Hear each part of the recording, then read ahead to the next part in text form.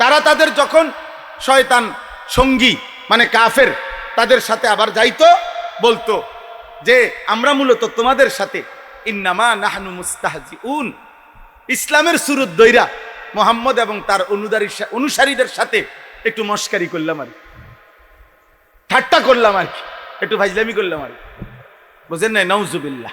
তাহলে নবীজির জামানায় যারা মুনাফিক ছিল তারা পিওর মুনাফিক। তাহলে এরা কাফেরদের অন্তর্ভুক্ত। এরা কিসের অন্তর্ভুক্ত?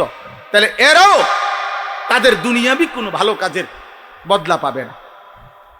মুনাফিকের মধ্যে দ্বিতীয় একটা আইটেম আছে, সেটা হলো মুনাফিক ফিল আমাল, যারা কর্মগত মুনাফিক। অর্থাৎ মানে কি?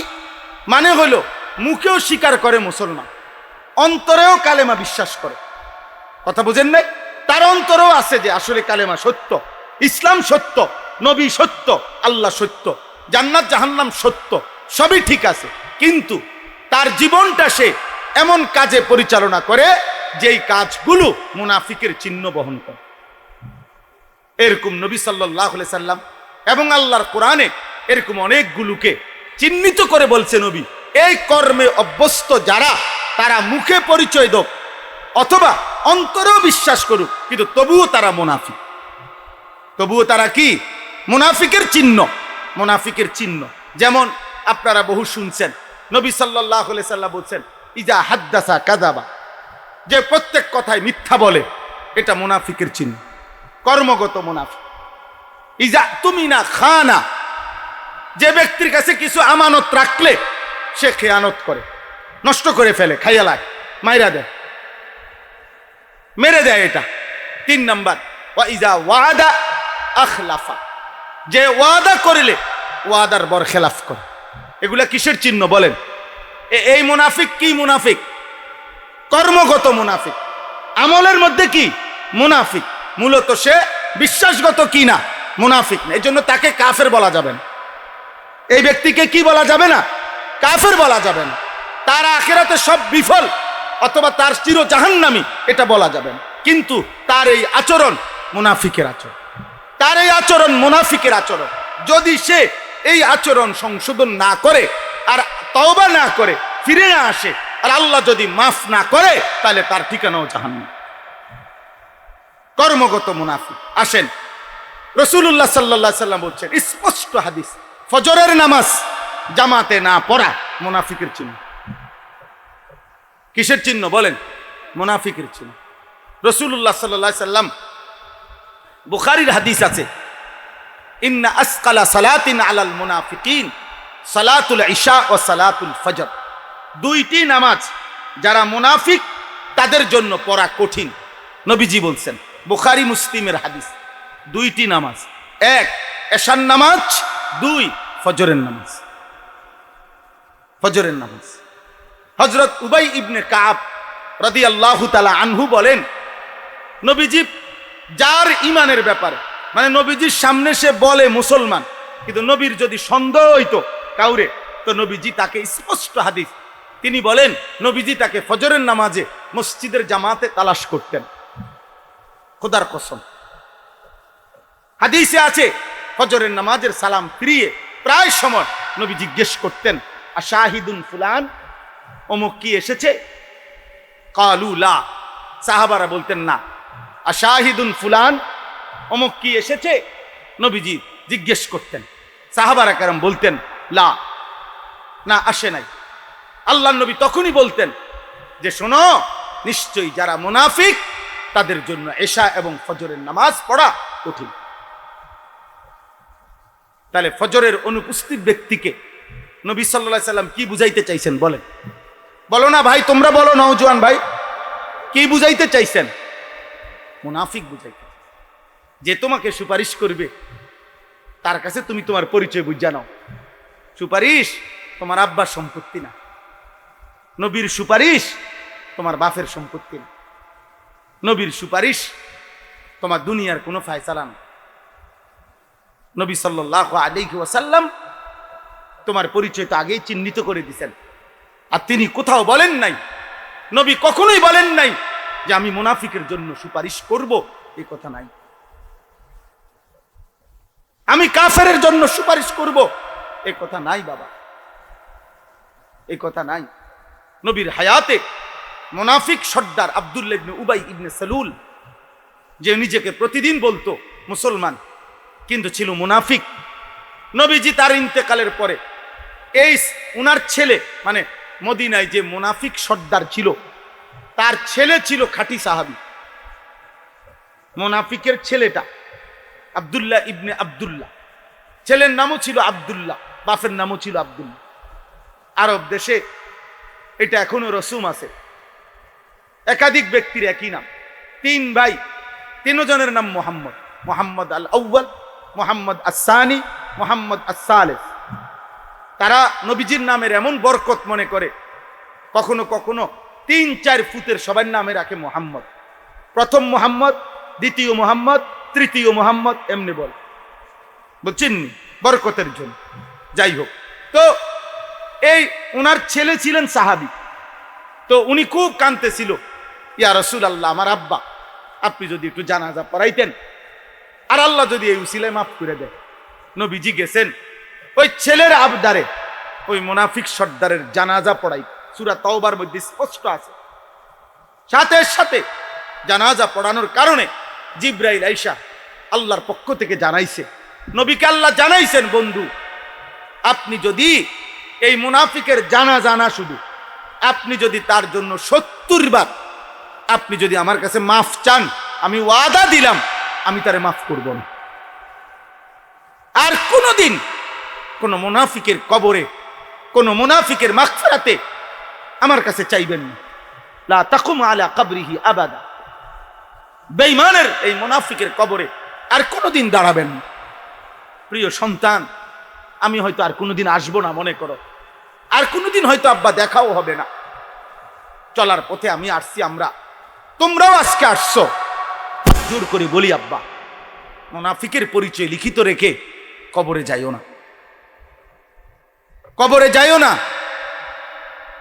তোমার নবীর কাছে পৌঁছবার আগেই ফেরেশতা 2 ধাক্কা দিয়া তোমার ওই পারে ফাড়াই দিবে।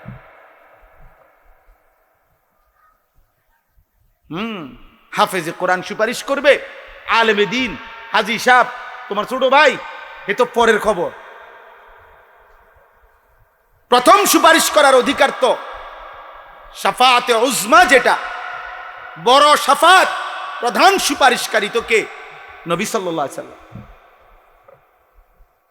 তার থেকে যদি ফেরেশতা, হাদিসে স্পষ্ট আছে, নবীজি বলেন আমার বহু উম্মত আসবে, আসতে চাইবে, ফেরেশতা ধাক্কা দিয়ে সরাই দিবে। নবী বলবে হায় হায় আমার উম্মত আসতে দাও। ফেরেশতারা বলবে আপনি জানেন না ইয়া রাসূলুল্লাহ, আপনার পরে আপনার দিন 23 বছরের কলিজা ছেঁড়া কষ্টের দিন আপনার, যেই কালেমার জন্য, যেই কোরআনের জন্য আপনি তায়েফের রক্তে সারা দেহ রঞ্জিত করেছেন, আপনি পেটে পাথর বাঁধছেন, আপনার চোখে সারা রাত পানি ঝরছে, আপনার সেই 23 বছরের কলিজা ছেঁড়া, পেটে পাথর বাঁধা, রক্ত মাখা দিন, এ পুরা জিন্দেগি আপনার নাফরমানি করে আপনার বিরুদ্ধাচরণ করেছে। قد احدثوا بعدك قد غيروا بعدك। খোদার কসম, নবী বলবে সুহকান সুহকান লিমান গায়্যারা বাদি। দূর হ, দূর হ, তোরা যারা আমার পরে আমার দ্বীনকে বিকৃত করে দিলি, আমার কষ্টের 23 বছরের রক্ত মাখা দিন পালন করতে পারলি না, দূর হবে, যা এখানে আসিস না। এরপরে নবীর সুপারিশটার কপালে জুটবে না, হাফেজ সাহেব হেতারে ব্যস্ত দিব নাকি? কথা বলেন না কেন? হ্যাঁ মৌলানা সাহেব আপনি দিবেন ব্যস্তের পরে, ব্যস্ত আপনার আব্বার। কোরআনুল কারীমের মধ্যে আছে আল্লাহর কথার সামনে যে কোনো রকমের প্রতিবন্ধকতা তৈরি করা। আল্লাহর কথা যখন হয়, যেখানেই হয়, এটা অনেক বড় জুলুম। আল্লাহ তাআলা তাকে বলছে আজলাম, মানে সবচেয়ে বড় জালেম, যে আল্লাহর কথায় প্রতিবন্ধকতা তৈরি করে, বাধা সৃষ্টি করে আর কি। কোরআনুল কারীমের মধ্যে আছে আল্লাহ তাআলা বলছেন এমন জালেমের প্রতিশোধ আমি আল্লাহ নিজে নেব। তো সাংঘাতিক কথা। ওয়ামান আযলামু মিম্মান যুক্কিরা বিআয়াতি রাব্বিহি সুম্মা আ'রাদা আনহা ইন্না মিনাল মুজরিমিনা মুনতাকিমুন। এমন জালেমের প্রতিশোধ আমি নেব। ভাইয়া পিছনে তাকাচ্ছ কেন? পিছনে আওয়াজ হোক, কথা হোক, ওরা পরে যারা আসবে তাদের জন্য ওনারা ইন্তজাম করবে। আমরা সবাই মিলে একটু যেটুক সম্ভব ফাঁকা জায়গাটা, যেহেতু জায়গাটা অল্প একটু, দোস্ত সবাই মিলে, ছেলের আব্বা তোমরাও একটু ভাইয়া ফাঁকা জায়গা পূরণ করে যে দূর সম্ভব হয় মিলাইয়া বসো, যাতে বারবার বলতে না হয়। একবারই কষ্ট করে বসো, বরকত হবে। এই অল্প একটু সময় বসলে, মনোযোগ দিলে ফায়দা হবে।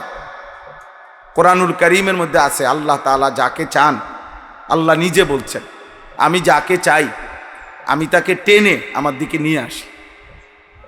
আল্লাহু ইয়াজতাবি ইলাইহি মান ইয়াশা। মানুষের পরিবর্তন, আখিরাতমুখী জীবন, ঈমান আমলের জিন্দেগি, বিশ্বাস করেন এটা সম্পূর্ণ আল্লাহ তাআলার দয়া। এটা ভীষণ বড় দয়া। যাকে আল্লাহ পছন্দ করেন তাকে আল্লাহ ইবাদতের তৌফিক দেন।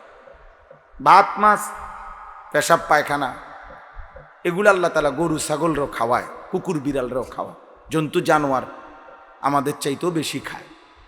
ভাইয়া চশমাওয়ালা ভাই, এই যে ভাইয়া চলে গেলে ভালো হয় ভাই।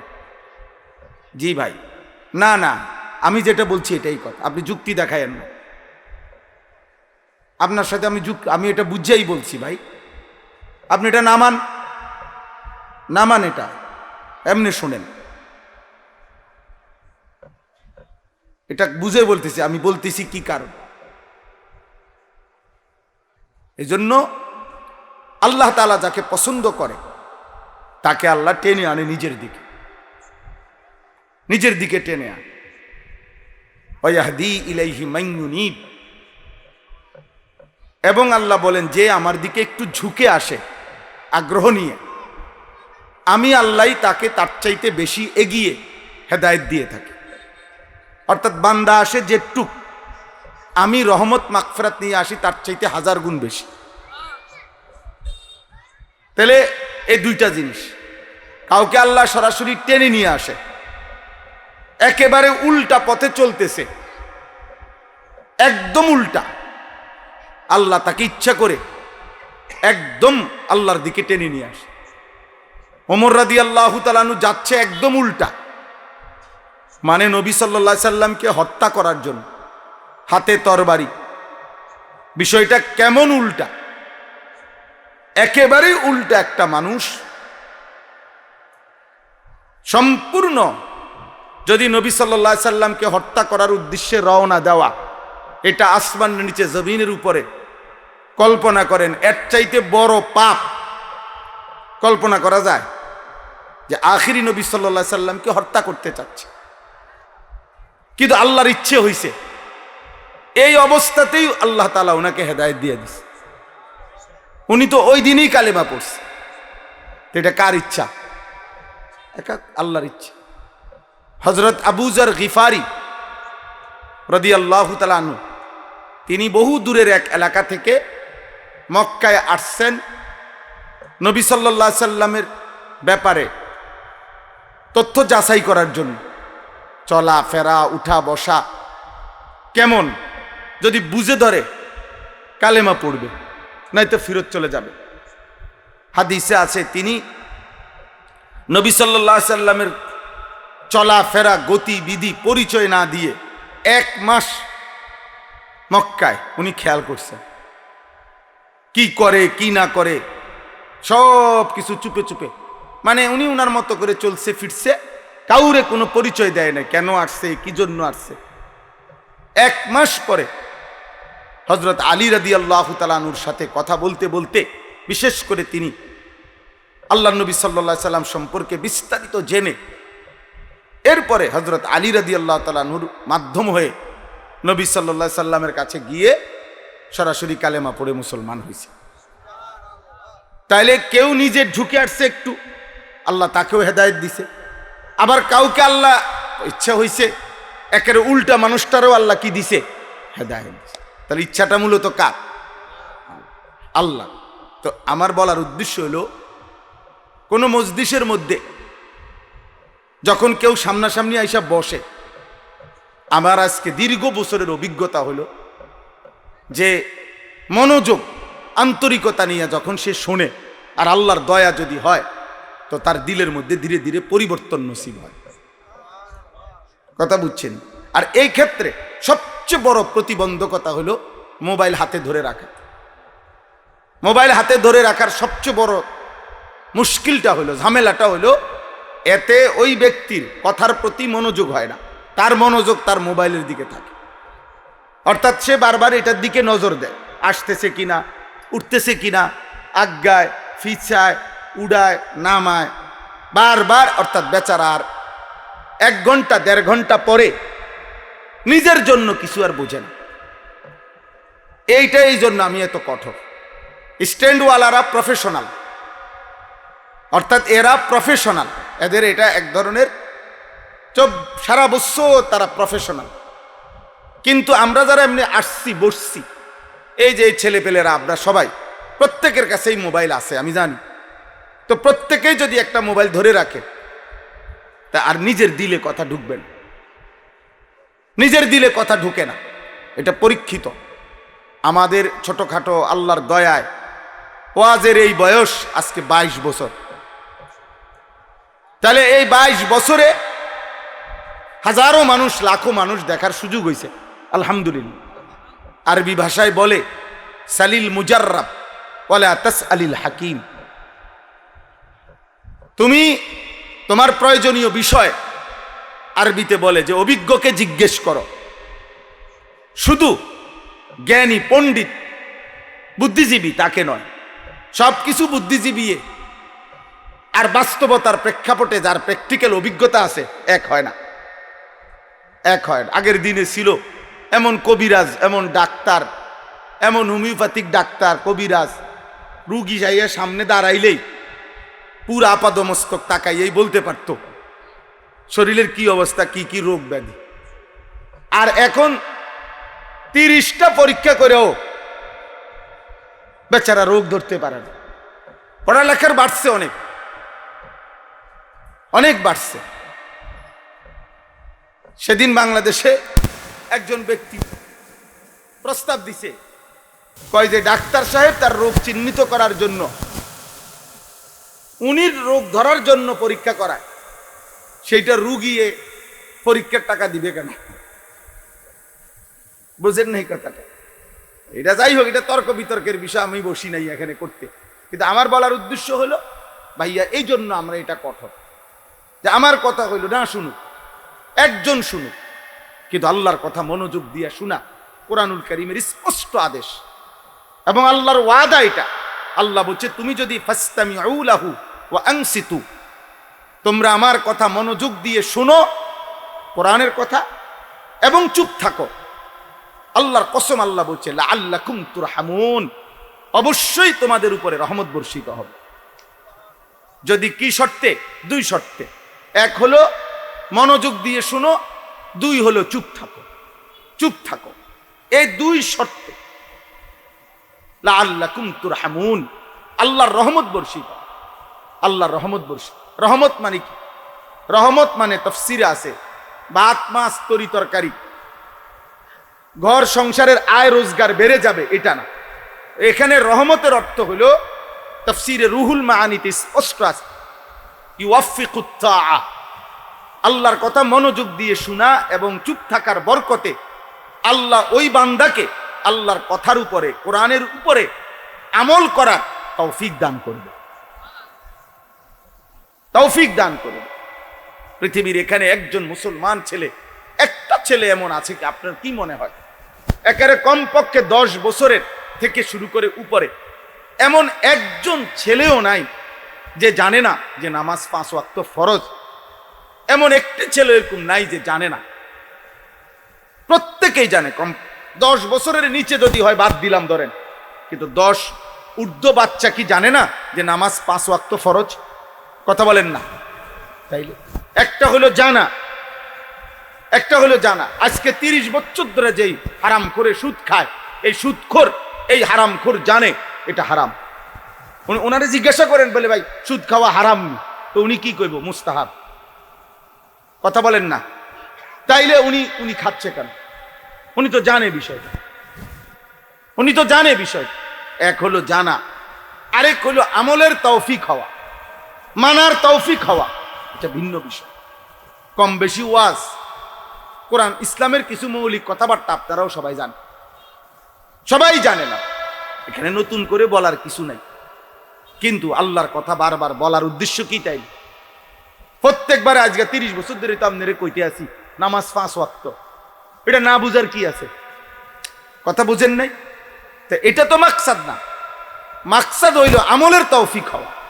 এই জন্য আল্লাহ বলছে যে বারবার বলেন, বারবার বলেন, বারবার বলেন, বারবার বলেন। ফাযাক্কির, বারংবার উপদেশ দেন। ওয়াদাক্কির, বারংবার উপদেশ দেন। ইন্নামা আনতা মুদাক্কির, হে নবী আপনি বারবার উপদেশদাতা। ইন্নামা আনতা নাযীর, হে নবী আপনি হচ্ছেন আমি আল্লাহর পক্ষ থেকে ভয় প্রদর্শনকারী বান্দা। এই মাকসাদে বারবার বলেন, আপনি বলতে থাকেন, আপনি মেহনত করতে থাকেন, ফয়সালা আমি দেব। ঈমান আনবে না আনবে না, আল্লাহর পথে চলবে না চলবে না, পরিবর্তন হবে না হবে না, আল্লাহ বলেন এটা আমার ফয়সালা, আমার ফয়সালা। কোরআনুল কারীমের মধ্যে আছে, এই সূরা, আমি যেই সূরার আয়াত পড়ছি, সূরা হুদ, এই সূরার মধ্যে স্পষ্ট আছে হযরতে নূহ আলাইহিস সালাম 950 বছর, 950 বছর একটানা মানুষকে আল্লাহর দিকে ডাকছে। কি মামুলি কথা মনে হয় এটা? 950 বছর বুঝেন? 950 টাকা, 950 টাকা আর 950 বছর এক কথা? 950 টাকা তো মামুলি টাকা, 50 টাকা কম 1000, কিন্তু 950 বছর আমাদের বাপ দাদা 14 গোষ্ঠীর কয়জনের হায়াত একত্র করলে 950 বছর হবে বাবা? 950 বছর একটানা আল্লাহর কথা বলছে। 950 বছরে তাফসিরে, বিশুদ্ধ তাফসিরে আছে, এই 950 বছরে ওনার হাতে কালেমা পড়ছে সর্বোচ্চ 80 জন। কতজন? কয় বছরে বুঝছেননি? কি মনে করেন ব্যাপারটা, বিষয়টা কেমন? লাইলাম ওয়া নাহারা, কোরআনে আছে তিনি রাত্র দিন আল্লাহর দিকে ডাকছেন, 950 বছর ডাকছেন। তুফান চলে আসছে, পানিতে ডুবে যাইতেছে মানুষ, তখনও ডাকছে। ছেলে কেনাআনকে বলছেন, ইয়া বুনাইয়ার কাম মা'ানা, আব্বা পানি চলে আসছে। ওই যে দেখা যায় রে বাপ, আল্লাহর আযাব চলে আসছে, পানি উঠতেছে, বেড়ে যাচ্ছে, এখনো সুযোগ আছে, তুমি ইমানদারের সঙ্গী হও। ওয়ালা তাকুম মা'আল কাফিরিন, হে আমার প্রিয় সন্তান বেঈমানের সঙ্গী হয়ে থেকো না। এলাও কালেমা পড়ে নৌকায় উঠো। ছেলেটা ফিরতে চায় নাই, 950 বছর এভাবে তিনি বলে গেছেন শেষ মুহূর্ত পর্যন্ত। কিন্তু আমি যেটা বলতে চাই, সেখানে আছে কোরআনে, এই সূরাতে তিনি বলতেন, এই 950 বছরেও বলার পরেও তিনি বলতেন, ওয়ালা ইয়ানফাউকুম নুসহি ইন আরাদতু আন আনসাহা লাকুম ইন কানা আল্লাহু ইউরিদু আন ইউগফিয়াকুম। তিনি বলতেন, হে আমার জাতি, 950 বছরও না, 9.5 লক্ষ বছরও যদি আমি তোমাদেরকে বলি, শুধু আমার বলার দ্বারা তোমাদের কোনো উপকারে আসবে না, যদি আল্লাহ তাআলা তোমাদের ব্যাপারে ভিন্ন ফয়সালা করে। আমি যদি ফয়সালা করি, আমি চাচ্ছি ঈমান, আর আল্লাহ যদি সিদ্ধান্ত নেয় ঈমান দিবে না। আমি চাচ্ছি তোমাদের হেদায়েত, কিন্তু আল্লাহর সিদ্ধান্ত যদি হয় হেদায়েত দিবে না। আমি চাচ্ছি তোমাদের পরিবর্তন, আর আল্লাহর সিদ্ধান্ত যদি হয় পরিবর্তন করবে না। তাহলে আমার এই 950 বছর না, 9.5 লক্ষ বছরের বলার দ্বারাও কোনো লাভ হবে না। নবীগণ এভাবে বলবেন, এভাবে বলছেন বাপ। আমরা এই জন্য কোনোদিনও হতাশ হই না বাবা। তোমরা এই পরিমাণ ছেলে নামাজ পড়ো না, আমরা তো জানি, আমরা দেখি, কলিজায় আফসোস লাগে, হৃদয়ে ব্যথা লাগে, আহাজারি করি, কিন্তু হতাশ হই না, হতাশ হই না, বলতেই থাকি, বলতেই থাকি। ছোট বড় যেখানেই সুযোগ পাই আল্লাহর কথা বলার চেষ্টা করি, আল্লাহর কথা বলার চেষ্টা করি। কারণ কেউ যদি বলেও যে হুজুর ওয়াজ তো করেন আপনারা, কো মানুষের হেদায়েত কই, মানুষের মধ্যে আল্লাহর দিকে ফিরলো কই? হ্যাঁ না, আমার গুনছে কয়জন ফিরলো কয়জন ফিরে নাই, আমার গুনাহ আমার দায়িত্ব না, মানে হিসাব করা কি না আমার জিম্মাদার, আমার জিম্মাদারি বলা। নবীজিকে বলছে ইন আলাইকা ইল্লাল বালাগ, বন্ধু আপনার দায়িত্ব শুধুই শতভাগ পৌঁছিয়ে দেওয়া, আপনি একটা অক্ষর বলা বাদ দিবেন না। আমি যা বলেছি বাল্লিগ মা উনজিলা ইলাইকা মির রাব্বিক, আপনি পুরো দিন বলবেন। 23 বছরে আপনাকে আমি যত কথা বলেছি একটা অক্ষর আপনি লুকাবেন না, একটা অক্ষর আমার আল্লাহর নামে বাড়তি বলবেন। ফাইন লাম তাফআল ফামা বাল্লাগতা রিসালাতাহু। শোনো ভাইয়া, বাবাও শোনেন, আল্লাহর নবীকে আল্লাহ বলছে যদি একটি অক্ষর বলেন না বলেন এক শব্দ, তো মনে রাখবেন আপনার রাসূল হিসাবে দায়িত্ব আদায় হয় নাই। ফামা বাল্লাগতা রিসালাতাহু, আপনার রাসূলের দায়িত্ব আদায় হয় নাই, এক শব্দ বাদ দিলেন কেন? এজন্য নবীজিকে লক্ষ্য করে এমনও কথা আছে কোরআনে যে নবী সাল্লাল্লাহু আলাইহি সাল্লাম এভাবে বললে এভাবে করা দরকার ছিল, কিন্তু তিনি এভাবে করেন নাই, আল্লাহ সংশোধন করে দিয়েছেন। সেই কথাটা আল্লাহ কোরআনে নাজিল করছেন। নবীজি এটা লুকান নাই যে এটা আমার ব্যক্তিগত বিষয়, এটা আমার একটা কথা কইছে দি তোমরা বুঝদা না, না না, আপনাকেও যা বলছি তাই বলেন। আবাসা ওয়া তাওয়াল্লা আন জাআহুল আ'মা ওয়া মা ইউদরিকা লাআল্লাহু ইয়াযাক্কা। একজন অন্ধ সাহাবীকে নবীজি একদিন আল্লাহর কথা বলতে জানতে চাইছে, উনি ওই মক্কার কাফেরদেরকে তখন ইসলামের দাওয়াত দিতেছিলেন, এ কারণে উনারে বলতে একটু দেরি করছেন। শুধু এটাই, আল্লাহ আসমান থেকে সূরা নাজিল করে জিব্রাইলের মাধ্যমে জানাইছেন, বন্ধু এই কাজটা ঠিক হয় না, এটা ঠিক হয় নাই। ইমানদার অন্ধ হলেও ইমানদার দামি, বেঈমান পৃথিবীর সমস্ত ক্ষমতার মালিক হলেও বেঈমান তার চাইতে ইমানদার অন্ধ হোক, অসহায় হোক, দুর্বল হোক, ইমানদার দামি। আপনার তাকে গুরুত্ব দেওয়া, প্রাধান্য দেওয়া উচিত ছিল। কাল্লা ইন্নাহা তাযকিরা, সাবধান, আপনাকে উপদেশ দিলাম, নবীজিকে বলছি। তাহলে নবী সাল্লাল্লাহু আলাইহি সাল্লাম এই কথাটা কি করে নাই, আড়াল করে নাই, এটাও নাজিল আল্লাহর পক্ষ থেকে। এভাবে অসংখ্য আছে আয়াত।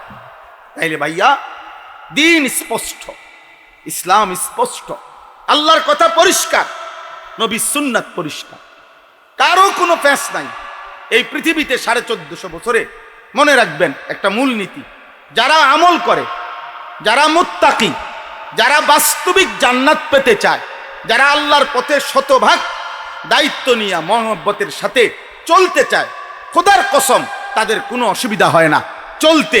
কিন্তু প্রত্যেক জায়গায় দেখবেন এ হুজুররা এই কইছে, হেমক হুজুর একটা কয়, আমরা কোন দিকে যাবো, এই জাতীয় যত কথা বলে আপনি দেখবেন, খেয়াল করিলে ওই মূলত বেআমল বদ আমলওয়ালা লোক, তার কাছেই যত সব ফ্যাসকোস। কিন্তু সত্যিকার আল্লাহর পথে যে চলতেছে তার কোনোখানে কোনো অসুবিধা হয় না, বুঝছেন? ওই সাদওয়ারে বইয়া বিড়ি খাইতে খাইতে এবারটা কয়, আরে হুজুররাই দেশটার মধ্যে একটা ফেঁস লাগাই রাখছে। এক এক হুজুর এক এক কথা কয়, মানে আমাগো ফেঁসের কারণে উনি আজকে 40 বছর বিড়ি খায়, বুঝেন নাই কথা? আমরার ফেঁসে পইরা, আমরার হুজুরের ফেঁসে উনি বিড়ি খায়, আমরার ফেঁসে পইরা আজকে 40 বছর উনি সুদ খায়। উনি কিস্তি নেয় আমগো ফেঁসে, আমাগো ফেঁসে নিয়ে আপনি সুদ খান, আমরা নিয়ে আপনার ফেঁসে ফেলাইলাম, বুঝেন নাই কথাটা? আমাগো ফেঁসে পইরা নিয়ে আপনি সাদওয়ানে টেলিভিশন দেখেন, নর্তকী দেখেন, নাটক সিনেমা দেখেন, আমাগো ফেঁসে পইরা। মানে আমরা ফেঁস লাগাই রাখছি যে আমরা এক হুজুরে কইছি বেডির না সাউন্ড যাইব, আরেক হুজুরে বলছি সাউন্ড যাইতো না, এরকম কথা বলেন না। সব সময় এটা মনে রাখবেন, কোরআনে আল্লাহর ওয়াদা আছে, ইন তাত্তাকুল্লাহ। ওই ছেলে, এই বেটা, তুমি দেখলে না ওই ভাইকে বললাম, তুমি মোবাইল উঠাইলা কেন বেয়াদব?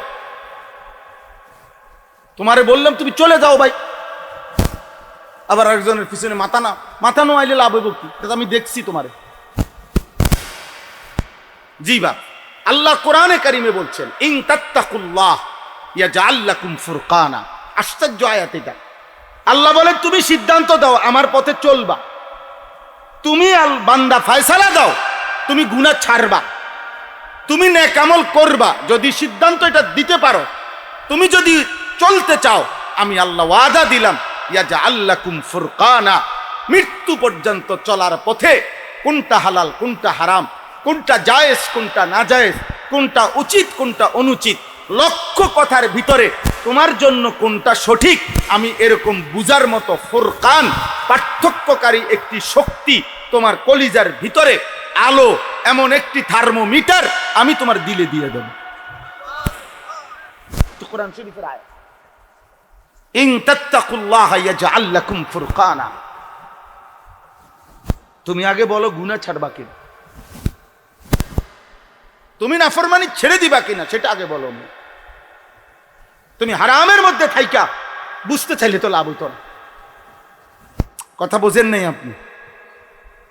আপনি সুদের মধ্যে থাইকা এবারে হুজুর বা পরিচিত কাউরে চান না জোড়া তালি দিয়ে, এটার কোনো বাইলকরণ যায়নি, তাইলে তো আপনি তো হারামের উপরে গুনার উপরে কি চাচ্ছেন, দলিল চাইতেছেন, নাফরমানির উপরে কৌশল করছেন, তাহলে তো পরিবর্তন আসবে না বাবা। এই জন্য ছেলেরা ভাই, তোমাদেরকে বলি ভাই, নষ্ট হয়ে গেলে তো নষ্টই হইলেন। আমরা তো আফসুস করি, প্রতিদিন আফসুস করি, আফসুস করি। সুন্দর সুস্থ সবল জীবন, স্বাভাবিক জিন্দিগির বাপ, 16, 17, 18, 20, 25 বছরের ছেলে, পূর্ণ সুস্থ সবল, মাথার চুল থেকে পায়ের নখ পর্যন্ত, সারা অঙ্গে কোনো ব্যথা নাই, বেদনা নাই, রোগ নাই, শোক নাই, ব্যথা নাই, পেরেশানি নাই। এমন সুস্থ সুন্দর জীবনে 24 ঘন্টার মধ্যে আল্লাহকে একটি সেজদা করতেও মন চায় না, এমন নিকৃষ্ট জানোয়ার কেমনে হলো? এমন নিকৃষ্ট জানোয়ার কেমনে হলো? এর চাইতে বড় আফসোসের বিষয় কি হতে পারে? আপনারা যে কোনো বিবেকবান মানুষ বুঝবেন, ছেলেরা বাবা তোমরা বলো, পৃথিবীর যে কোনো মানুষ জানে কৃতজ্ঞ একটি প্রাণী এই পৃথিবীতে যদি চতুষ্পদ প্রাণীর মধ্যে কৃতজ্ঞ প্রাণীর উদাহরণ দিতে হয়, কুত্তার উদাহরণ দেওয়া হবে। কুকুর একটি কৃতজ্ঞ প্রাণী, সবাই জানে এটা। কুকুর একটি কি প্রাণী? কৃতজ্ঞ প্রাণী। কুকুরের মধ্যে কৃতজ্ঞতা বেশি।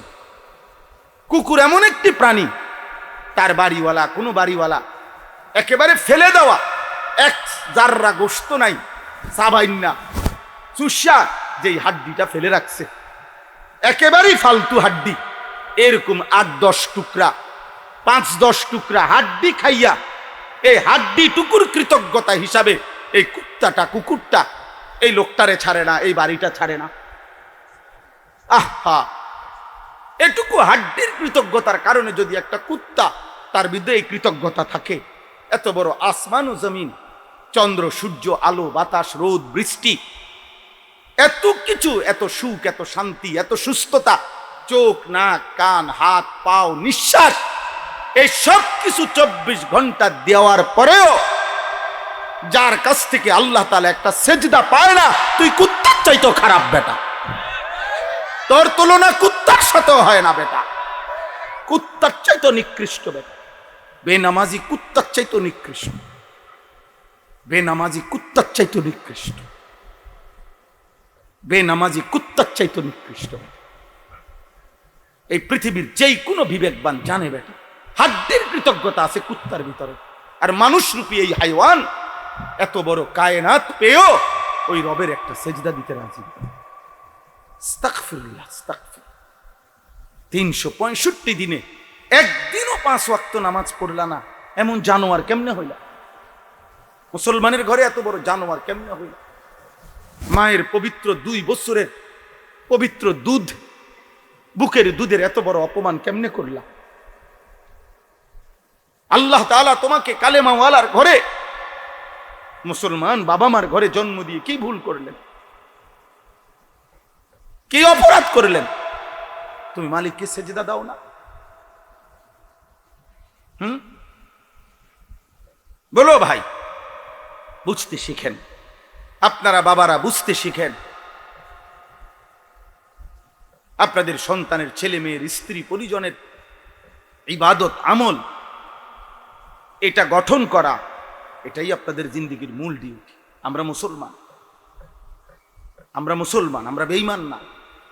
আমার স্ত্রীর কাছে আমার প্রথম দাবি আমার আল্লাহর হুকুম, আমার ছেলের কাছে আমার প্রথম চাওয়া আমার আল্লাহর হুকুম, আমার মেয়ের কাছে আমার প্রথম চাওয়া, এরপরে দুনিয়া মিলুক বা না মিলুক। হাজার চেষ্টা করেও তো অনেক বাবা মা শেষ পর্যন্ত কষ্ট করছে ঠিকই, কিন্তু ছেলের খেদমত কপালে জোটে না, ছেলের বউয়ের এক গ্লাস পানি কপালে জোটে না। আছে না এমন? কথা বলেন না কেন? তো কি লাভ হইল ভাই? না দিন শিখাইলেন, না নামাজ শিখাইলেন, না আল্লাহ চিনাইলেন, আবার তো আজকে দুনিয়াও হারাইলেন। মানুষের দ্বারা গপ মারিয়া কি লাভ?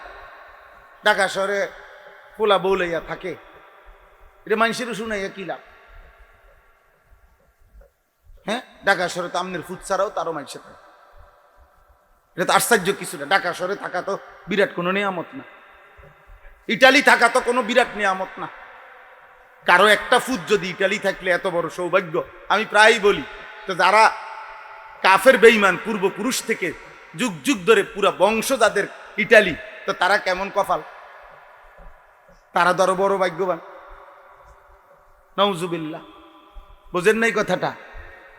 আমেরিকা যদি থেকে বাংলাদেশ থেকে কারো ফুট যদি আমেরিকা গেলে এত ভাগ্য হয়, তো আমেরিকায় যারা জন্ম নিছে, হ্যাঁ তারা তো পুরাটাই ভাগ্য। তো এটা কথা হইল কোনো? এটা কোনো যুক্তি হইল? আল্লাহ আমাদেরকে হেফাজত করে। ইজ্জত কিংবা সম্মান বাবা ছেলের আব্বা মনে রাখো, দুনিয়া ভোগ করিলে এটা সম্মান না।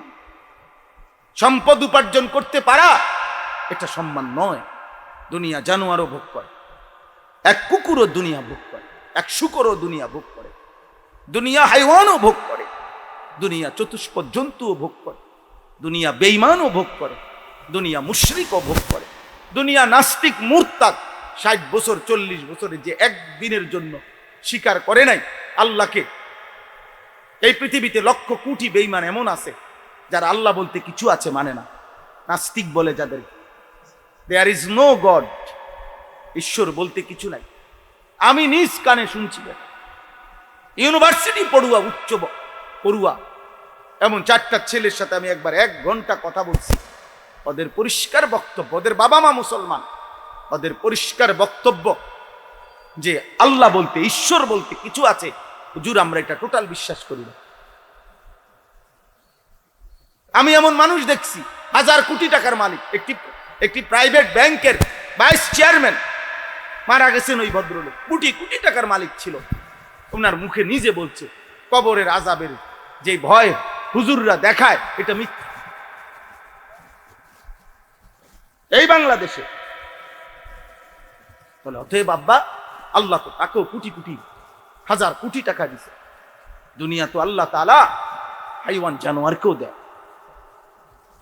বলো না ভাই, আমরা অল্প কয়েকজন মানুষ মাগরিবের নামাজ পড়ছি, আমাদের সূর্য ডুবে গেছে। তোমরা যারা নাফরমান, নামাজ পড়ো নাই, তোমাদের সূর্য ডুবে গেছে। হায়াত কারো বাকি নাই। ইমানদারের ঘন্টা ঠিক যা, বেঈমানের ঘন্টাও তা। সবার টাইম একসাথেই চলতেছে, কেউ আগেও নাই, কেউ পিছেও না, কেউ পিছেও না। এখন 7টা 47 বাজে। সমস্ত ইমানদার নামাজ যারা পড়ছে মাগরিব, তাদেরও বাজে এটাই, বেঈমানেরও এটাই বাজে।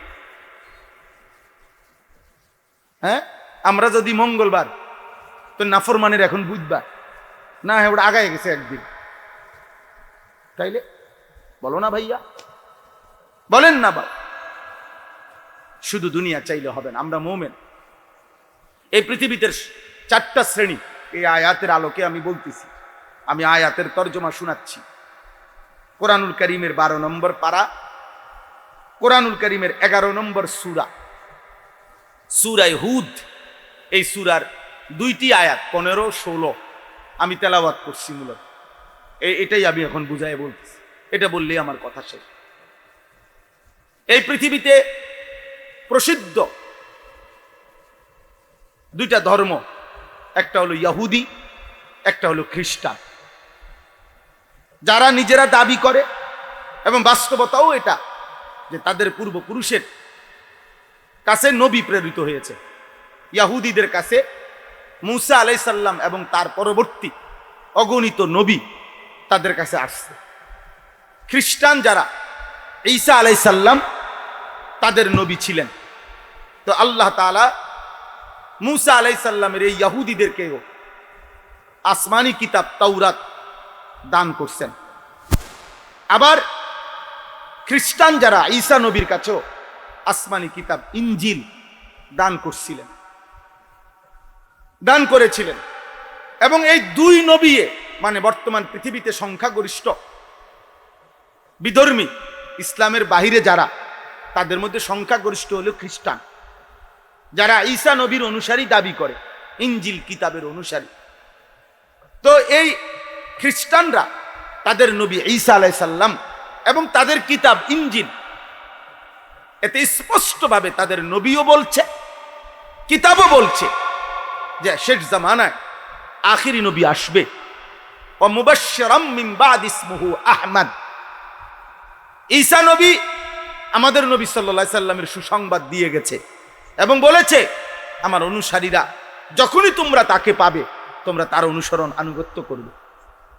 ইনজিল কিতাবে স্পষ্ট নবী সাল্লাল্লাহু আলাইহি সাল্লামের বিস্তারিত আলোচনা ছিল। হ্যাঁ, আল্লাযী ইয়াজিদুনাহু মাকতুবান ইনদাহুম ফিত তাওরাত ওয়াল ইনজিল।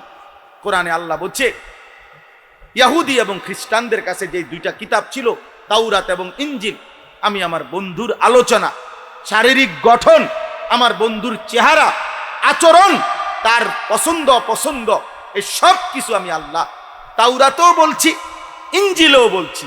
মুসা নবীর জবান দিয়েও বলাইছি, ঈসা নবীর জবান দিয়েও বলাইছি।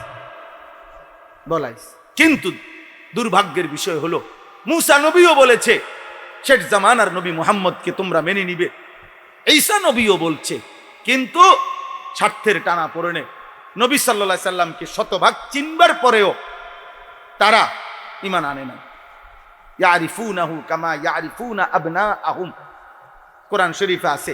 আল্লাহ বলছে, এই ইহুদি খ্রিস্টান বেঈমানরা আমার বন্ধুকে, নবীকে, আখিরি নবী সাল্লাল্লাহু আলাইহি সাল্লামকে এভাবে চিনত, বুঝছে, এভাবে চিনছে। লক্ষ মানুষের মাঝখানে কোন মানুষ তার নিজের সন্তানকে যেভাবে চিনে, একটা মাঠে যদি 10 লাখ মানুষও হয়, 10 লাখ রকমেরও হয়, আমার ফুৎকেডা আমি তো চিনি, আমার সালমান আমার ছেলের নাম, তো আমি তো তারে চিনি, চিনবো না? আল্লাহ এইভাবে বলছে, মানুষ যেমন তার পুত্রে চিনে, এরকম ভাবে নবীকে তারা চিনছে, কিন্তু কি করে নাই? ঈমান আনে নাই। তো এই মানুষগুলো, নবী সাল্লাল্লাহু আলাইহি সাল্লাম বলছেন যে আজ যদি মুসা বেঁচে থাকতো, ঈসা বেঁচে থাকতো, তাহলে তারা অবশ্যই আমার আনুগত্য করত। নবীজি বলছেন, কোন ইহুদি এবং কোন খ্রিস্টান সে যদি আমার নাম শোনার পর, আমার দ্বীনের দাওয়াত শুনবার পরেও আমার উপরে ঈমান না আনে, তো নিশ্চিত তারা যেন জেনে নেয় যে তাদের ঠিকানা জাহান্নাম। নাউজুবিল্লাহ। তাইলে এখানে আমি যেটা বুঝাইতেছি, আসেন একটা কথা বুঝেন, এই আয়াত বুঝার জন্য প্রত্যেক মানুষের জীবনে, মুমিন হোক, মুনাফিক হোক, ইহুদি হোক, খ্রিস্টান হোক, এই চারটা বিশেষ শ্রেণী। কিছু মানুষ হলো ইহুদি, কিছু মানুষ হলো খ্রিস্টান, কিছু মানুষ হলো মুনাফিক, অর্থাৎ যারা অন্তরে মূলত কালেমা মানে না, কিন্তু মুখে মুসলিমের ভেষ ধরে, মুখে মুসলমানের কি ধরে? পরিচয় ধরে, সুরত ধরে, এরা মুনাফিক। আর আরেক হলো মুমিন, আরেক হলো প্রকৃত অর্থে কি মুমিন। মানে মোটা দাগের এই চারটা শ্রেণীকে আমরা ধরলাম। একেবারে ছোটখাটো বিশ্লেষণ করলে, ছোট বড় আরো বহু ধর্ম ব্যক্তির নামে আরো আছে, এগুলারে আলাদা বিশ্লেষণ করতে সময়ের ব্যাপার, কিন্তু উল্লেখযোগ্য আমরা এই চারটা শ্রেণী বললাম। এই চারটা শ্রেণী প্রত্যেক মানুষ, প্রত্যেকেই এই দুনিয়ার জীবনে দুই ধরনের কাজ করে। কিছু কাজ আছে অন্যায় কাজ, পাপ। কিছু কাজ আছে কি পাপ, এটা দুনিয়াতেও পাপ আর আখিরাতেও পাপের বদলা জাহান্নাম। তাহলে এটা সবার জন্য কমন, অর্থাৎ কাফের বেঈমান হোক আর ইমানদার হোক, পাপের ঠিকানা কোথায় বলেন না? পাপের ঠিকানা কি? জাহান্নাম। ওয়া ইন্নাল ফুজুরা ইয়াহদি ইলান নার, নবীজির বিশুদ্ধ হাদিস। প্রত্যেক গুনাহ টেনে নিয়ে যাচ্ছে জাহান্নামের দিকে। কিসের দিকে? জাহান্নাম। ফিরবার জন্য যদি সে কার্যকর ঈমান না আনে, তওবা না করে, আল্লাহ যদি মাফ না করে, যেই কোনো পাপের কারণে তওবা করে নাই অথবা আল্লাহ মাফ করে নাই, তাহলে নিশ্চিত তার ঠিকানা কোথায়? জাহান্নাম। তাহলে পাপের ঠিকানা জাহান্নাম, যেই করুক, ইমানদার করুক আর বেঈমান করুক। গেল এটা বাদ। 2 নাম্বার হলো প্রত্যেক মানুষই দুনিয়ার হায়াতে কম বেশি ভালো কাজ করে। কিছু কি করে? ভালো কাজ করে। ভালো কাজ করে, পরিবারের কিছু সেবা করে, ভালো কাজ করে, কল্যাণ মানুষের, সমাজের কিছু কল্যাণকর কাজে, জনহিতকর, সমাজ কল্যাণমূলক, মানুষের উন্নয়নমূলক ভালো কাজ করে, পুণ্য কাজ করে।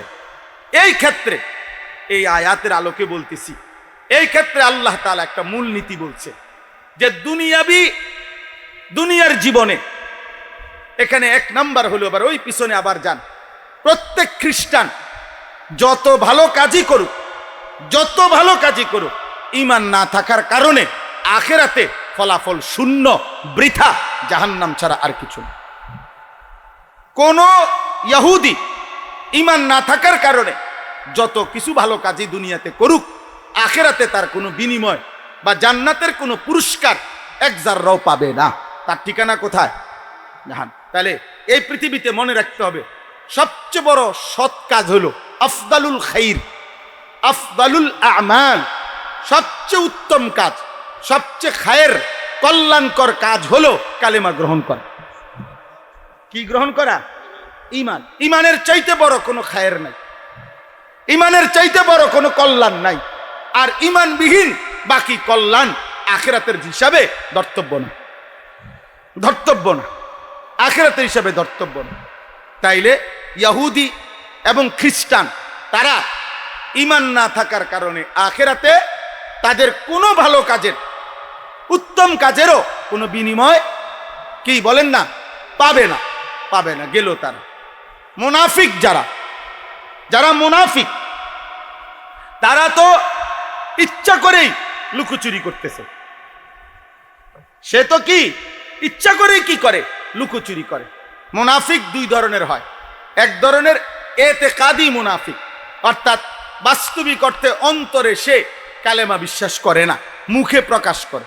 নবীজির জামানায় যারা মুনাফিক ছিল তারা এমন ছিল।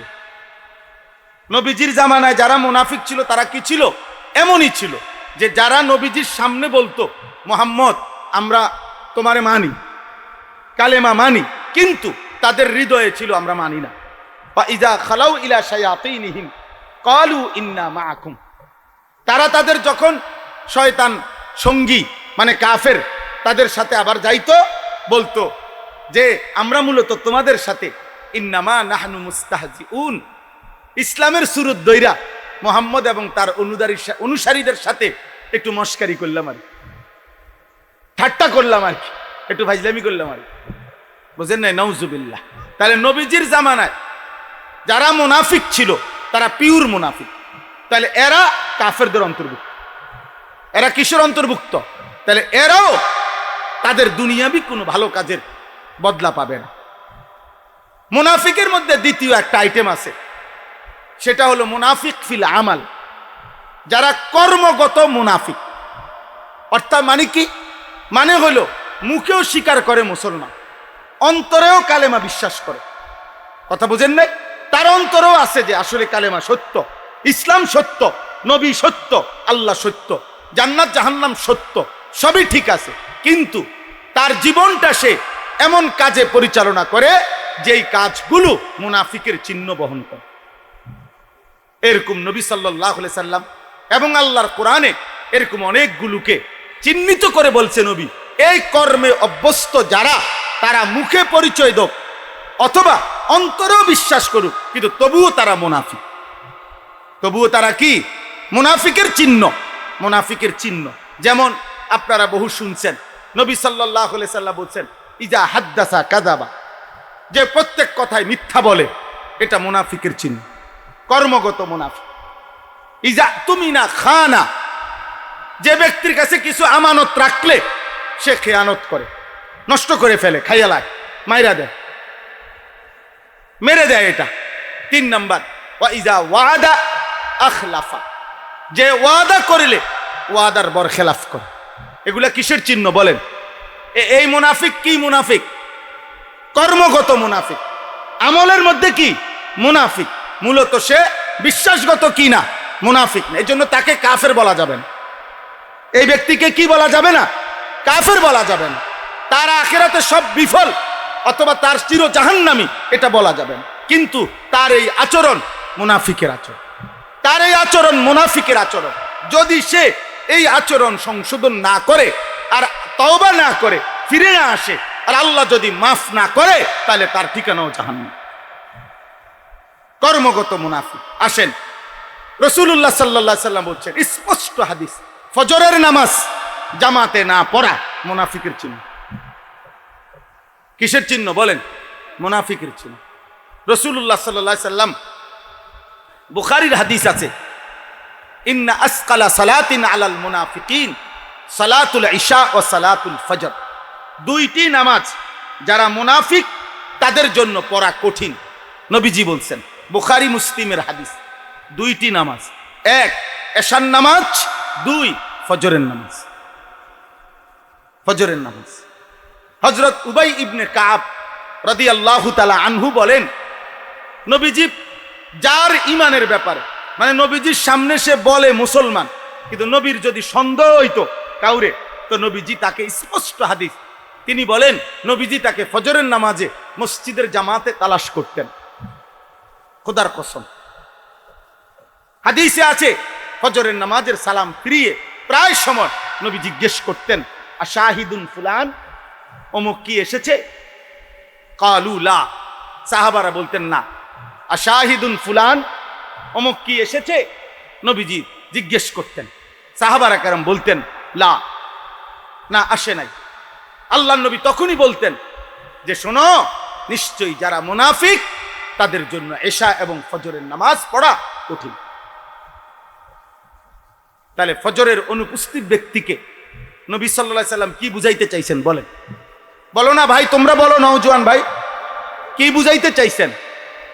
মুনাফিক বুঝাইতে। যে তোমাকে সুপারিশ করবে তার কাছে তুমি তোমার পরিচয় বুঝা নাও।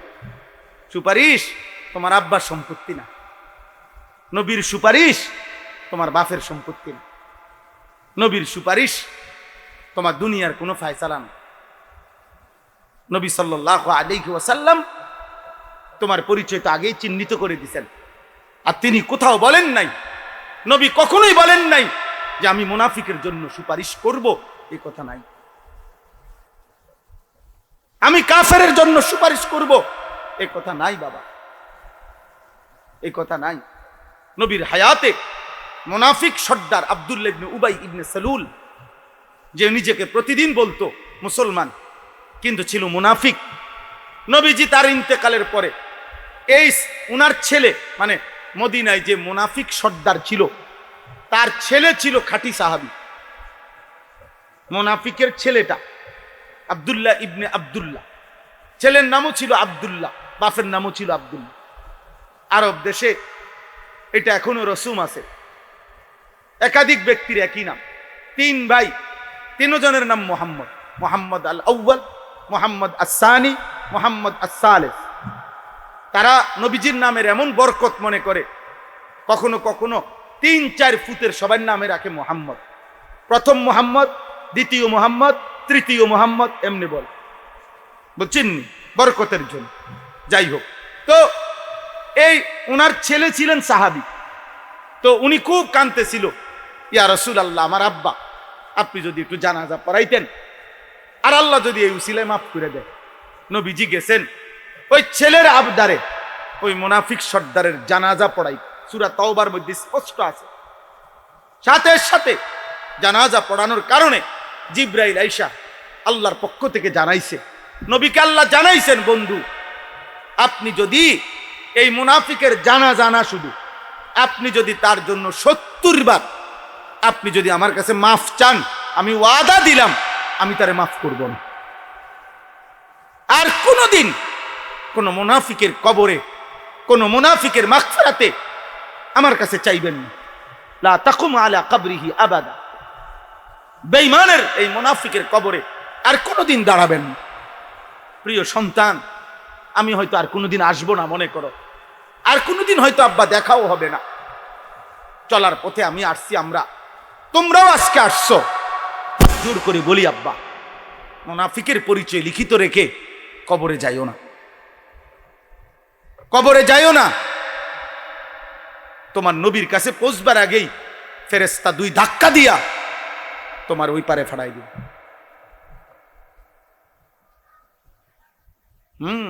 হাফেজে কোরআন সুপারিশ করবে, আলেমে দিন, হাজী সাহেব, তোমার ছোট ভাই, এ তো পরের খবর। প্রথম সুপারিশ করার অধিকার তো শাফাআতে উজমা, যেটা বড় শাফাত, প্রধান সুপারিশকারী তো কে? নবী সাল্লাল্লাহু আলাইহি সাল্লাম। তার থেকে যদি ফেরেশতা, হাদিস স্পষ্ট আছে, নবীজি বলেন আমার বহু উম্মত আসবে, আসতে চাইবে, ফেরেশতা ধাক্কা দিয়ে সরাই দিবে। নবী বলবে হায় হায় আমার উম্মত আসতে দাও। ফেরেশতারা বলবে আপনি জানেন না ইয়া রাসূলুল্লাহ, আপনার পরে আপনার দিন 23 বছরের কলিজা ছেঁড়া কষ্টের দিন আপনার, যেই কালেমার জন্য, যেই কোরআনের জন্য আপনি তায়েফের রক্তে সারা দেহ রঞ্জিত করেছেন, আপনি পেটে পাথর বাঁধছেন, আপনার চোখে সারা রাত পানি ঝরছে, আপনার সেই 23 বছরের কলিজা ছেঁড়া, পেটে পাথর বাঁধা, রক্ত মাখা দিন, এ পুরা জিন্দেগি আপনার নাফরমানি করে আপনার বিরুদ্ধাচরণ করেছে। قد احدثوا بعدك قد غيروا بعدك। খোদার কসম নবী বলবে সুহকান সুহকান লিমান গায়্যারা বাদি। দূর হ, দূর হ, তোরা যারা আমার পরে আমার দ্বীনকে বিকৃত করে দিলি, আমার কষ্টের 23 বছরের রক্ত মাখা দিন পালন করতে পারলি না, দূর হবে, যা এখানে আসিস না। এরপরে নবীর সুপারিশটার কপালে জুটবে না, হাফেজ সাহেব হেতারে ব্যস্ত দিবে নাকি? কথা বলেন না কেন? হ্যাঁ মৌলানা সাহেব আপনি দিবেন ব্যস্তের পরে, ব্যস্ত আপনার আব্বার। আমি জিজ্ঞাসা করছি এক চাচারে, চাচা কোরআন শরীফ শুদ্ধ পড়তে পারেননি, আমার 3 নাতি হাফেজ। কেরামতি কয়, কি বুঝাইতে চাইছেন? মানে বেহেশতের বুঝ আছে, টেনশন করেন না, বুঝেন না? 60 বছরের বুড়া চা দোকানে বসে টেলিভিশনে নর্তকীর নাচ দেখে, বিড়ি সিগারেট খায়, কথায় কথায় গালি দেয়, বুড়া হয়ে গেছে, এখনো সুদ কিস্তি ছাড়ে না। আমনে বাপ সাব হইল নাতি হাফেজ, ফুত হাফেজ, ব্যস্তের বুঝ করে রাখছে। আপনি টেনশন করেন না হুজুর, বিড়ি খাইতে খাইতে ব্যস্ত দাম।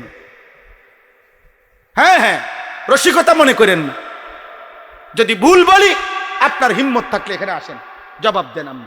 আপনি বলেন, আপনি মৃত্যু পর্যন্ত পাপের উপরে মজবুত ফিরলেন না, তওবাও করলেন না, আল্লাহর কাছে মাগফিরাতও চাইলেন না, চোখের ফোঁটা পানিও ফেললেন না, প্রত্যেক গুনার উপরে রাইখা, যথাস্থানে রাইখা আপনি কবরে যাইতেছেন।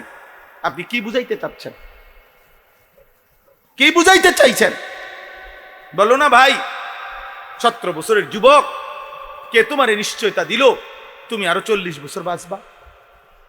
আমার সাথে যে গাড়িতে থাকে আমার ড্রাইভার, আমার খাদেম একটা ছেলে, এই 2 জনকে আমি আজকেও মাহফিলে রওনা দিয়া কথার প্রসঙ্গে বললাম যে 1 মিনিট পরে যে কথাটা বলতে চাচ্ছ যে ভাই আর আসতে 1 মিনিট লাগবে বা করতে আর 1 মিনিট লাগবে, আমি আজকেও বলছি সাবধান, এই 1 মিনিট সময় হাতের কাজ কথাটা বলতেও ইনশাআল্লাহ বলবা।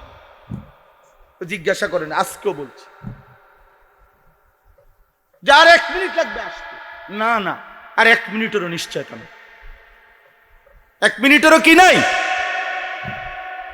নিশ্চয়তা।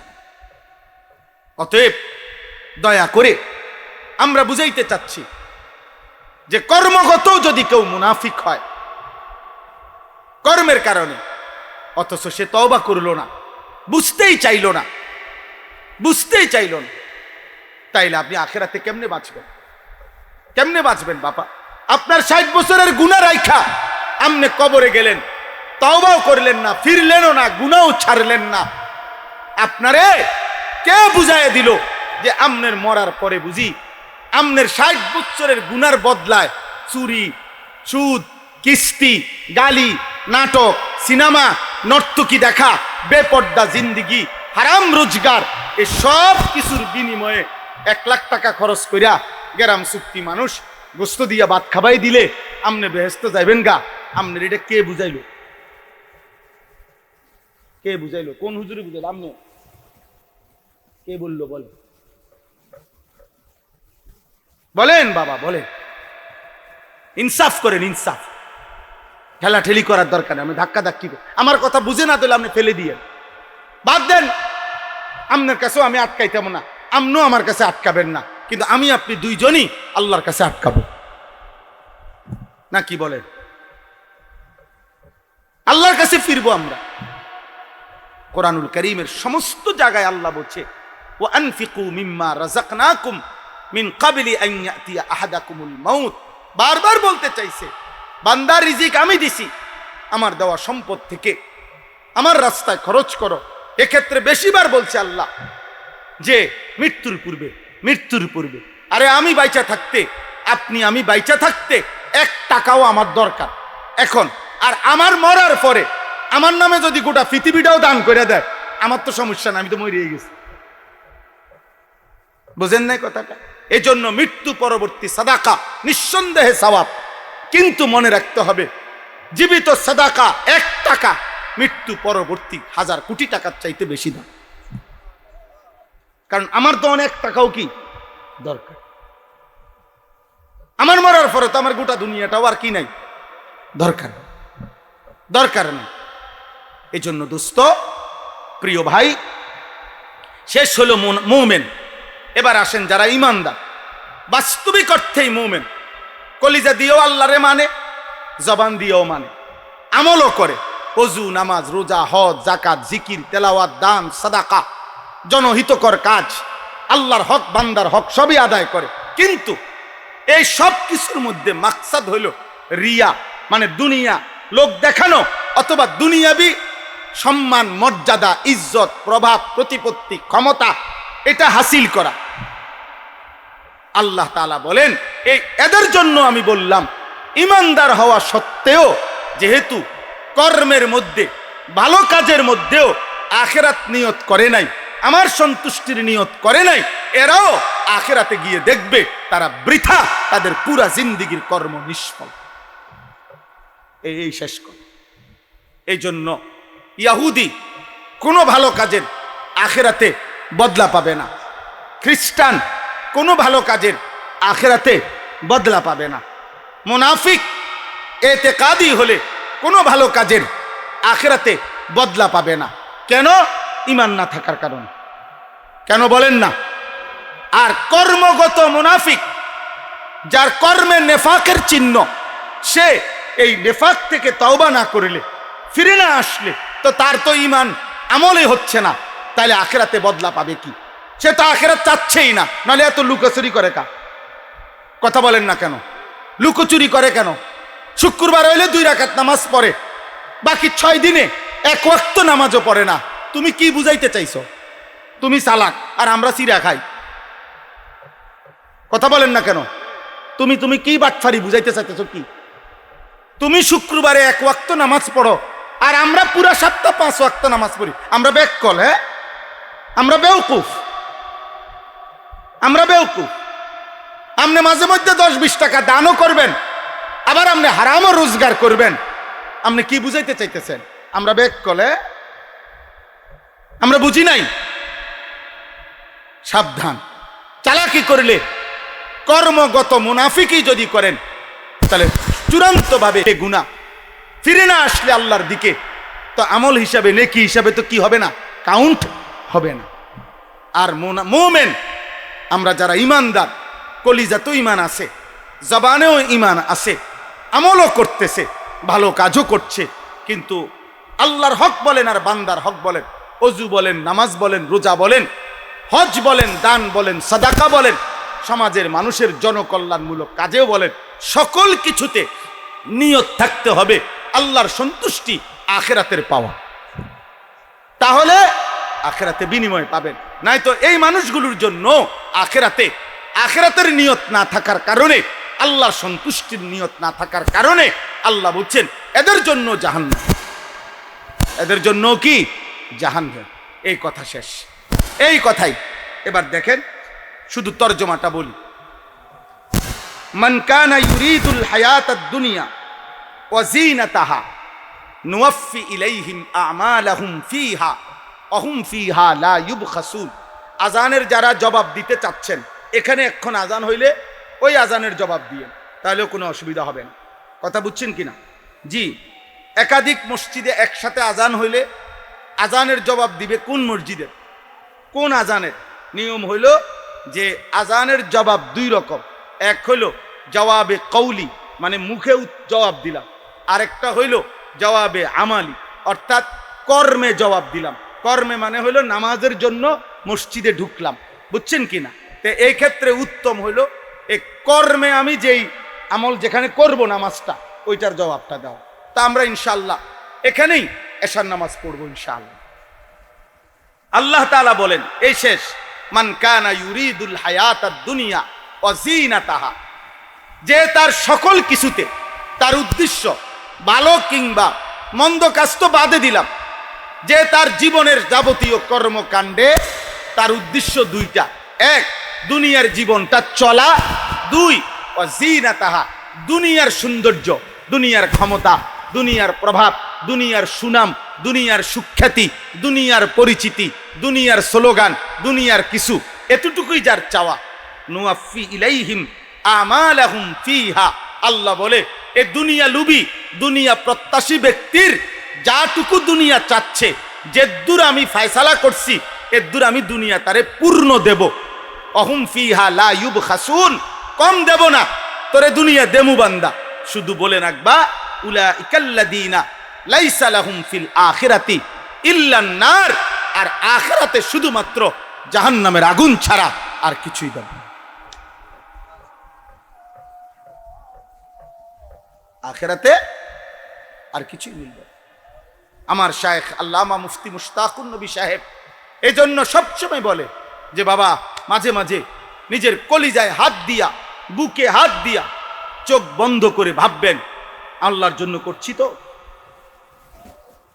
আল্লাহর জন্য করছি কিনা, আল্লাহর জন্য সাদাকা করলাম কিনা, আল্লাহর জন্য মসজিদ করলাম কিনা, আল্লাহর জন্য মাদ্রাসা করলাম কিনা, আল্লাহর জন্য জিকির করলাম কিনা, আল্লাহর জন্য নামাজ পড়ছি কিনা। নয়তো আখিরাতে কি হবে? লাভ হবে, লাভ হবেন আমিও আপনিও। ইখলাস বড় সাংঘাতিক। রাসূলুল্লাহ সাল্লাল্লাহু আলাইহি সাল্লাম বলেছেন, দুনিয়ার লোভে কারি কোরআন পড়ছে তো জাহান্নামে ফেলা হবে। দুনিয়ার লোভে মুজাহিদ যুদ্ধ করছে, দুনিয়াবাসী তাকে বিরাট কিছু বলবে তো জাহান্নামে যাবে। দুনিয়ার লোভে দানশীল দান করছে, আল্লাহর কসম নবী বলেন তাকে জাহান্নামে ফেলা হবে। এবং সবচেয়ে বড় কথা হলো আমরা স্পষ্ট কিতাবে পড়ছি, এই একটা হাদিস হযরত আবু হুরায়রা বর্ণনাকারী, এই সাহাবী সবচেয়ে বেশি হাদিস বর্ণনা করছেন নবীজির।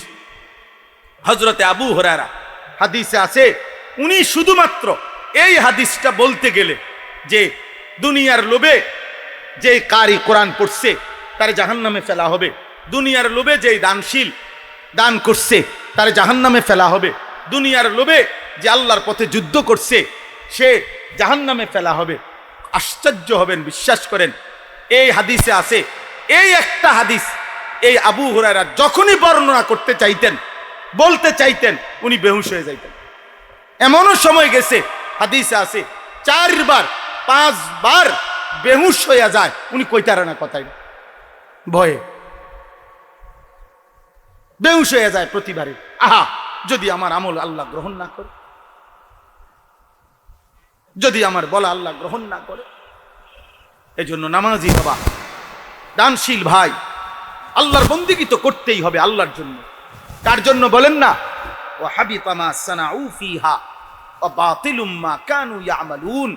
আল্লাহ বলেন, দুনিয়া লুবি, তুমি তোমার গুনাহ পাপ যা করেছো এটিও তো বাতিল আখিরাতে, আর যেটা ভালো করেছিলে সেটাও আখিরাতের পাওয়া। আখিরাতের সন্তুষ্টি, আল্লাহর সন্তুষ্টি না চাওয়ার কারণে তোমার ভালো কাজটাও বাতিল। যদি কিছু দিয়ে থাকি তো দুনিয়ায় দেব, একটা ভালো গাড়ি বাড়ি, একটু সামাজিক মান মর্যাদা, দুনিয়াবি কিছু দিতে পারি আমি, দেব, তবে আখিরাত দেব। কি দেব না বলেন না? আখিরাত দেব, আখিরাত দেব, আখিরাত দেব। অতএব এই দুইটা অংশে আমরা আমাদেরকে মিলাই। আমরা এখানে যারা আছি আলহামদুলিল্লাহ, ছেলেরা বাবা, দোস্ত, আবারও বলতেছি, আমার এই শেষ 2-4 মিনিট কথা। 1 নম্বর কথা হলো, আমরা বিশ্বাস করি হৃদয় দিয়ে যে আমরা যারা এখানে আছি, আমরা জবানে যেমন কালেমা স্বীকার করি, হৃদয়েও আমরা স্বীকার করি। ঠিক কিনা বলেন ছেলেরা? ভাই তোমরা ঠিক কিনা বলো? হৃদয়ে আল্লাহকে মানো তো ভাই? রাসূলুল্লাহ সাল্লাল্লাহু আলাইহি সাল্লামকে কলিজা দিয়া মানো তো? বলো না? তাইলে আমরা ইনশাআল্লাহ ধরে নিলাম আমরা সবাই মুমিন, আলহামদুলিল্লাহ। এখন আমাদের কর্মে আমাদেরকে প্রমাণ করতে হবে আমি কি মুনাফিক কিনা, নাকি মুমিন। 1 2, আমি যদি মুনাফিক না হই, মুনাফিকের চিহ্ন বহন করে যেগুলো, এগুলো আমার কাছে নাই।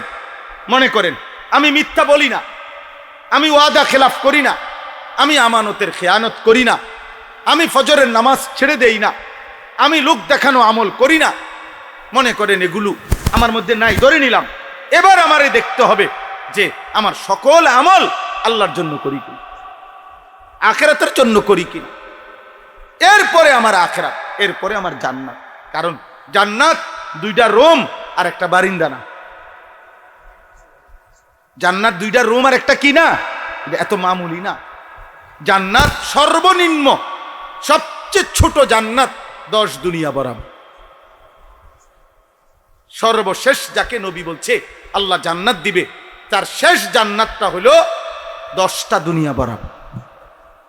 আর দুনিয়া ওয়া আশারাতু আমসালিহা, 10 দুনিয়া বরাবর, 10 দুনিয়া বরাবর, 10 দুনিয়া বরাবর। অতএব আজকে ছেলে পেলে ভাই, এই তারবিয়াতুল বানাত অর্থ হইল মুসলমানের কন্যা, মুসলমানের বোন, মুসলমানের নারীকে আখলাক শিখানো, দিন শিখানো, আল্লাহ চিনানো, আখিরাত চিনানো। একটা ছেলে বলেন, একটা মেয়ে বলেন, আল্লাহ নবী সাল্লাল্লাহু আলাইহি সাল্লামের ওয়াদা এটা, মুসলমান যে ঈমানদার তার সন্তান স্ত্রী পরিজনকে আল্লাহর পথে চালাইতে, হালাল হারাম চিনাইতে, পাক নাফাক চিনাইতে, দিন শরীয়ত আল্লাহর বিধান শিখাইবার জন্য কষ্ট করছে। আল্লাহ নবী সাল্লাল্লাহু আলাইহি সাল্লাম ওয়াদা দিয়েছেন যে আল্লাহ তাআলা তার জন্য জান্নাত রেডি করে রাখছে। নবীজি বলছে যে তার 3টা কন্যা, যে ব্যক্তি তার 3টি কন্যাকে আল্লাহ নবী বলছে আখলাক শিখাইছে, আদব শিখাইছে, ঈমান শিখাইছে, ইলম শিখাইছে, আল্লাহর কোরআন শরীয়তের বিধান শিখাইছে, আল্লাহ নবী বলছে ওই 3 নারী, ওই 3 কন্যা তার কিয়ামতের দিন জাহান্নামে যাওয়ার ক্ষেত্রে প্রতিবন্ধক ঢাল হয়ে দাঁড়াবে। সাহাবী জিজ্ঞেস করছে, ইয়া রাসূলুল্লাহ যদি 2টা মেয়ে হয়? নবীজি বললেন 2টা মেয়ে হলো হবে। সাহাবী জিজ্ঞেস করছে একটা যদি হয়? বলছে একটা হলো হবে, একটা হলো। আল্লাহ নবী বলছেন রাসূলুল্লাহ সাল্লাল্লাহু আলাইহি ওয়াসাল্লাম যে তার 2টা কন্যাকে, মেয়েকে ঘৃণা করে নাই, বরং আখলাক শিখাইছে, ঈমান শিখাইছে, ইসলাম শিখাইছে, খোদার কসম নবী বলছে ওই মেয়ের বাপ আর আমি মুহাম্মদ এই 2 আঙ্গুল যেমন পাশাপাশি, জান্নাতে এমন পাশাপাশি থাকবে। এর জন্য মেয়ে বেইজ্জতি না, মেয়ে তাবশীর। কোরআনে 2 বার, কোরআনুল কারীমের মধ্যে আল্লাহ তাআলা মেয়ের জন্মকে বলছে তাবশীর, সুসংবাদ, সুসংবাদ 2 বার বলছে। কন্যা জন্ম নেওয়া কারো ঘরে এটা লাঞ্ছনা না, বেইজ্জতি না, অপমান না, এটা ঘৃণা না। ওই স্বামী, ওই পুরুষ অপদার্থ, ওই স্বামী অপদার্থ, তুই বেটা মানুষ হওয়ার অযোগ্য, যার ঘরে যার স্ত্রীর গর্ভে মেয়ে হওয়াতে নাক ছিটকাইছে, মুখ খারাপ কালো করে ফেলছে, চেহারা বিকৃত করেছে, তুই মানুষ নামের কলঙ্ক বেটা, তুই মানবতার দুশ্মন বেটা, তুই তো তোর মায়েরও দুশ্মন। কারণ তোর মাও তো কন্যাই ছিল, তোর মায়ের বাপের কন্যা ছিল না। সেই মা যদি পৃথিবীতে না আসতো তো তুমি আসতা কেমন? কথা বলেন না কেন? তোমার স্ত্রীও তো আরেকটা মহিলার কন্যা, তোমার স্ত্রী তো তোমার শাশুড়ির মেয়ে। তো তোমার স্ত্রী যদি, তোমার শ্বশুর যদি মেয়ের আগমন না চাইতো তো তোমার বিবি আসতো কোরআন থেকে? কথা বোঝেন নাই আপনি? অতএব পুরুষ কিংবা কন্যা, ছেলে কিংবা মেয়ে, এটা কোনো দূষণীয় কিছু না, এটা কোনোটাই লজ্জার কিছু না, এটা বেইজ্জতি না, এটা অপমান না। বিয়ে দেওয়া যদি কষ্ট করে হয়, বিয়ে দিতে কষ্ট হবে, তো তুমি বিয়ে করলা কেন? তুমি বিয়ে করলা কেন? তোমার বিয়ে কষ্ট হয়েছে না, তো তোমার মেয়ের বিয়ে কষ্ট হবে কেন? এই জন্য এটা কোনো কথা না। আল্লাহর উপরে ভরসা রাখলে, তাকওয়ার উপরে চললে নারী ইজ্জতে। আল্লাহ কোরআনে ওয়াদা দিছে, নেককার নারীর বদৌলতে আমি আল্লাহ মুমিনের ঘর পবিত্র করে দেব। এটা আল্লাহর। এই ছেলে, এই বেটা বেয়াদব, আহাম্মক কোথাকার। তোমরা বললা না কেন ভাই? এতক্ষণ তোমরা শুনছো না?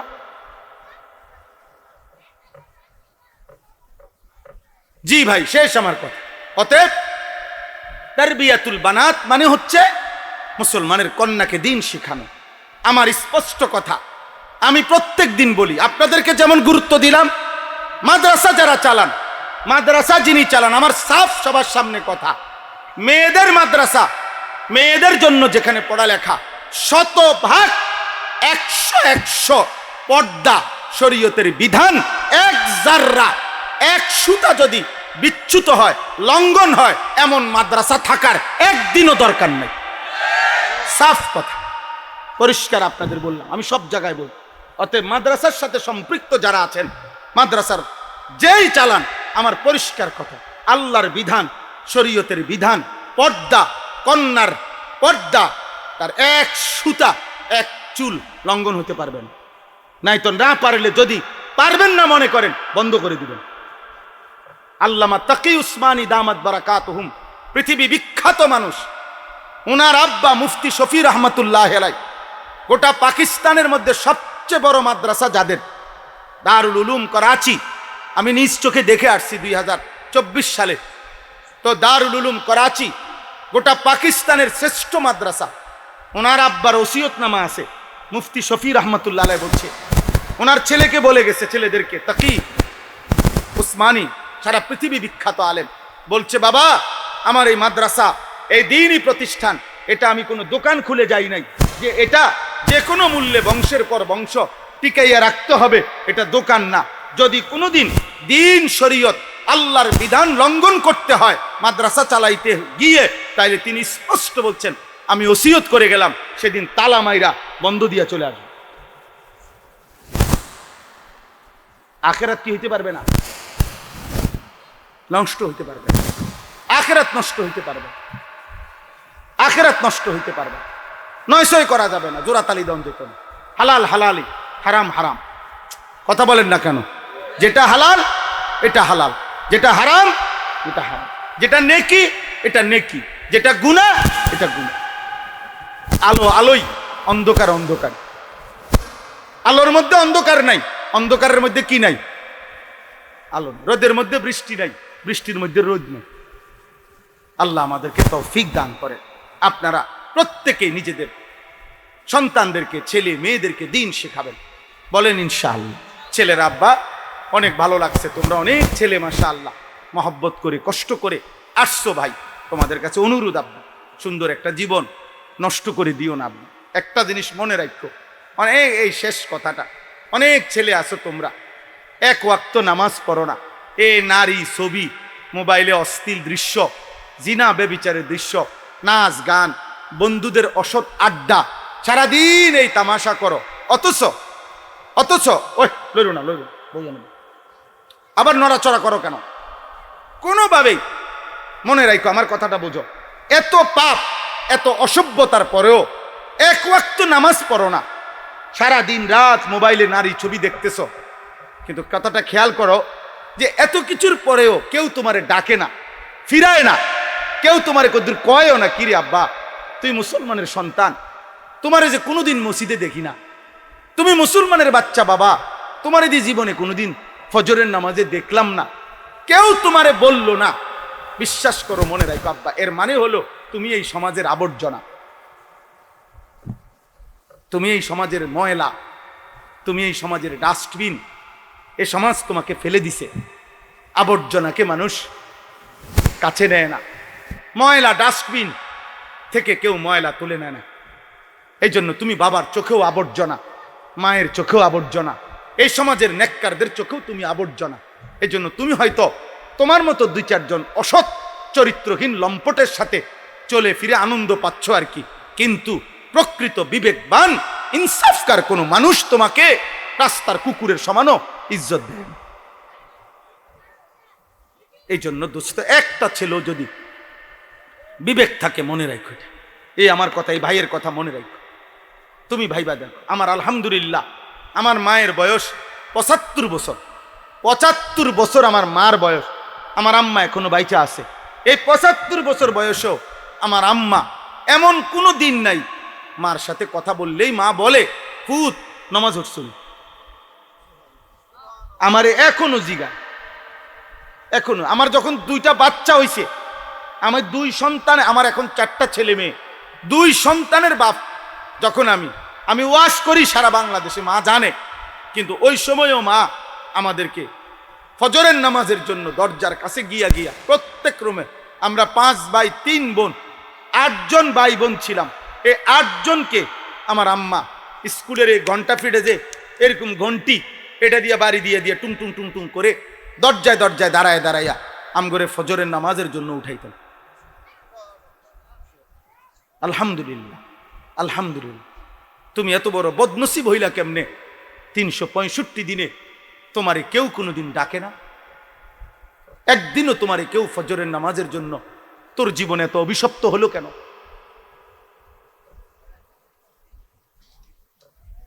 বলো না রে বাপ, তোমার জীবনে এত অভিশপ্ত হলো কেন? এত বড় বদনসিব হলি কেন যে এমন একটা মাও কি জুটলো না, এমন একটা বাপও জুটলো না যে তোকে ফজরের নামাজের জন্য জাগাবে, আল্লাহর কথা মনে করাবে? কেন জুটলো না?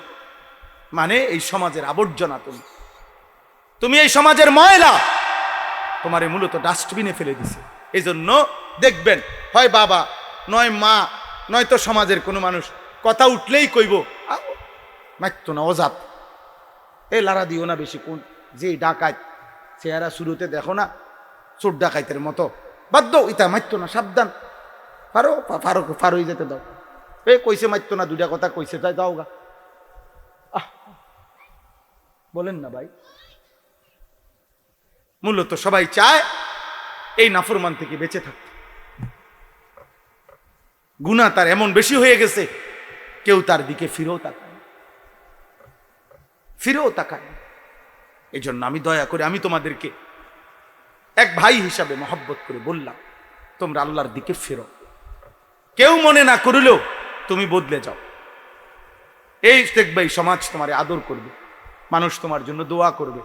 মানুষের কল্যাণে যদি না হয় রে আব্বা, সমাজের মধ্যে যদি নোংরামি, অশ্লীলতা, বেহায়াপনা, কারো মেয়ে, কারো বোন, কারো মা, কারো বিবি নিরাপদে চলতে পারলো না তোমার কারণে, তাহলে তুমি তো কুত্তার চাইতো খারাপ, তুমি তো কুত্তার চাইতো খারাপ। এই জন্য আব্বা, অশ্লীলতা, অসভ্যতা, গাদ্দারি, নোংরামি, মদ, জুয়া, নেশা, নারী ছবি, জিনা, ব্যভিচার, হারাম আড্ডা, খেলাধুলা, মোবাইলের অশ্লীল চলাফেরা, দৃশ্য দেখা ছেড়ে দাও, ছেড়ে দাও। আমি অনুরোধ করলাম, আল্লাহ তাআলা তৌফিক দান করেন, আল্লাহ এই মাদ্রাসা কবুল করে নেন। মাদ্রাসাটা, একটা মাদ্রাসা মুসলমানের কাছে 3টা জিনিস চায়, দোয়া, 2 নাম্বার সন্তান, 3 নাম্বার সাদাকা, দান সাদাকা। আমরা সবাই চাই এই মাদ্রাসাটাও, আমি তো মাদ্রাসাওয়ালাদেরকেও বললাম স্পষ্ট, দিন শরীয়ত কথা আপনাদেরকেও বললাম। অতএব আমরা আমাদের পরিষ্কার কথা বললাম কিনা, কথা বলেন না?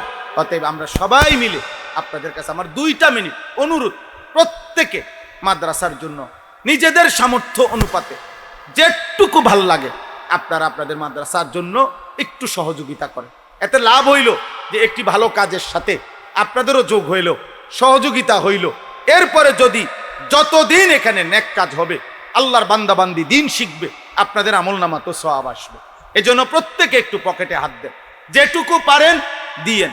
ছেলেরা ভাই কেউ উঠে নাও, ওই তুমি যাও, তুমি যাও, তুমি উঠো, আরো 2-1 পরিচিত কাউকে বলো। ছেলেরা ভাই তোমরাও দাও, 2 মিনিট দাও ভাই। যার কাছে 100 টাকা আছে 100 টাকাই দেন, 50 টাকাই দেন, 20 টাকাই দেন, 10 টাকাই দেন, 500 টাকাই দেন, আল্লাহ বরকত দিবে।